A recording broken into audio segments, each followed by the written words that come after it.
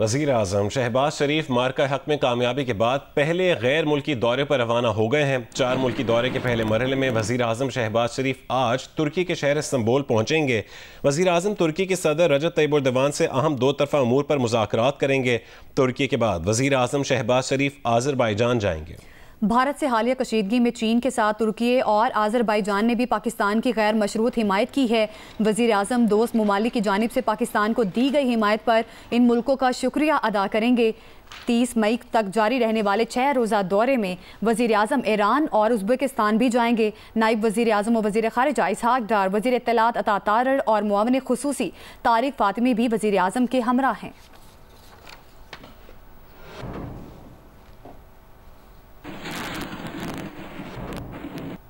DGISPR lieutenant general Ahmad शरीफ चौधरी ने कहा है कि कौम ने भारत की ये गलत फहमी दूर कर दी कि कौम और अवाम में फासला है। कौम और फौज मुत्तहिद थी और मुत्तहिद रहेगी। खैबर पख्तूनख्वा के तलबा से खिताब में DGISPR ने कहा है कि भारत ने दोबारा हमले की हिमाकत की तो इससे भी ज़्यादा सख्त जवाब दिया जाएगा। अफगानिस्तान की अशराफिया भारत से पैसे लेकर दहशत गर्दों को पनाह ना दे।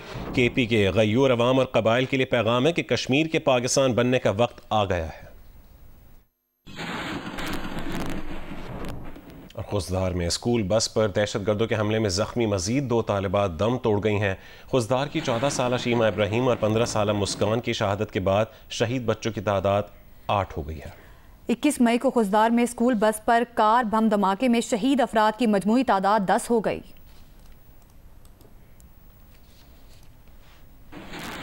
की गई पंजाब के वस्ती इलाकों में गुज़िश्ता रोज़ आंधी और बारिश के बाद गर्मी की शिद्दत में कमी रिकॉर्ड की गई। महकमे मौसमियात ने आज इस्लामाबाद, खित्ता पोटोहार, पंजाब, बालाई खैबर पख्तूनख्वा, बलूचिस्तान और कश्मीर में आंधी के साथ बारिश और कहीं कहीं यालाबारी की पेशगोई कर रखी है।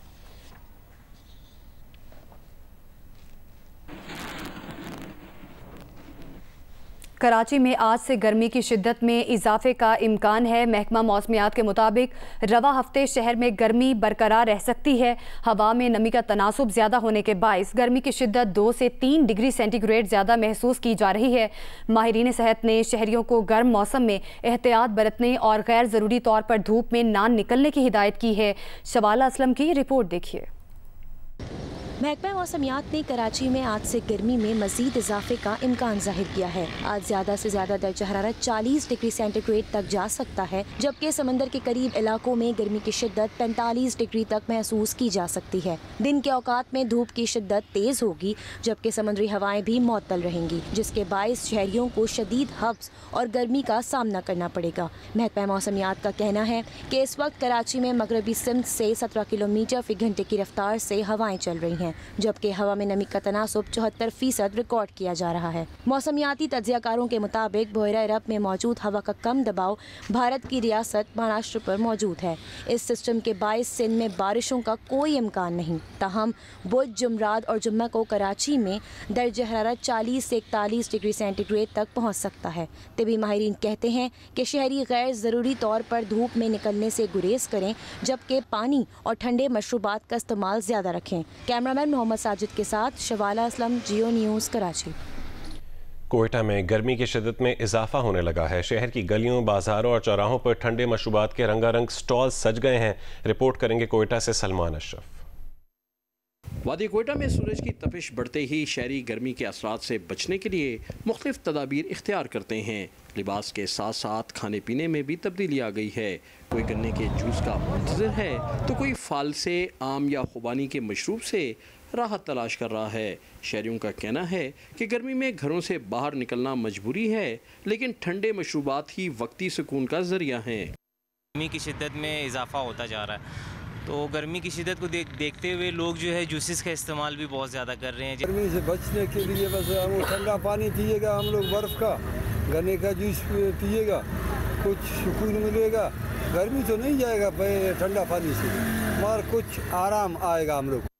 जहाँ एक तरफ शहरी गर्मी से बचने के लिए ठंडे मशरूबात का सहारा लेते हैं, वहीं दूसरी जानिब यही रुझान सड़क किनारे रेहड़ी वालों और ठेलेदारों के लिए रोज़गार का ज़रिया बन गया है। दुकानों से लेकर गली कूचों तक ये मौसमी कारोबार न सिर्फ राहत देता है बल्कि माशी पहिया भी चलाता है।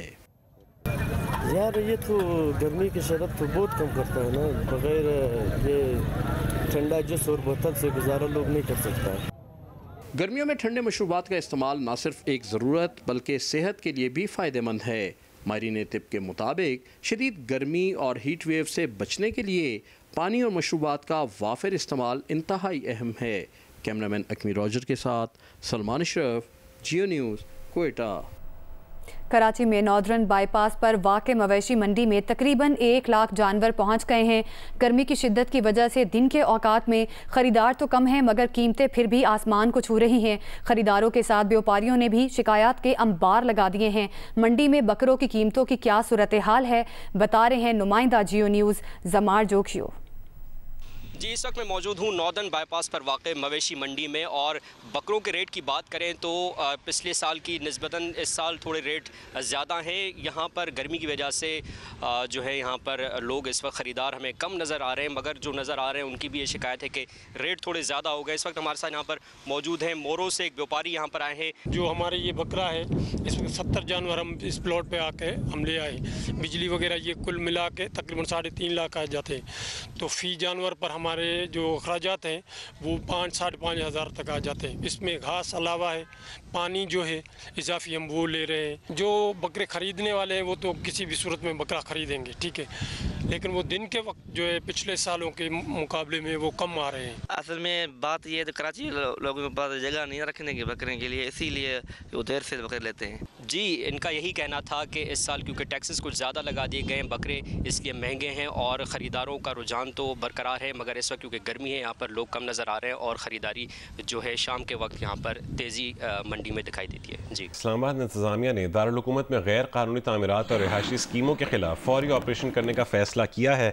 वफाकी वज़ीर दाखिला मोहसिन नकवी की ज़ेर सदारत इजलास में गैर मंजूर शुदा घरों और हाउसिंग सोसाइटीज़ के खिलाफ क्रैकडाउन का हुक्म दिया गया है। मोहसिन नकवी ने कहा कि land information and management system के जरिए सैटेलाइट मैपिंग करके हर किस्म की गैर कानूनी तामीरात को रोका जाए और मुतल्लिका अफसरान इस सिलसिले में ज़ीरो टॉलरेंस पॉलिसी पर अमल दरामद यकीनी बनाएं।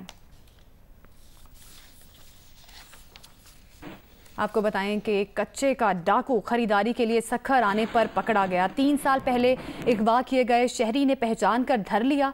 कच्चे में कई महीने तक यरगमाल रहने वाले सखर के शहरी ने डाकू को मोबाइल मार्केट में घूमते हुए पहचाना। शहरी ने साथियों की मदद से कच्चे के डाकू को पिटाई करने के बाद पुलिस के हवाले कर दिया। पुलिस के मुताबिक कच्चे का डाकू खातून और एक साथी के साथ सिम खरीदने सखर की मोबाइल मार्केट पहुंचा था।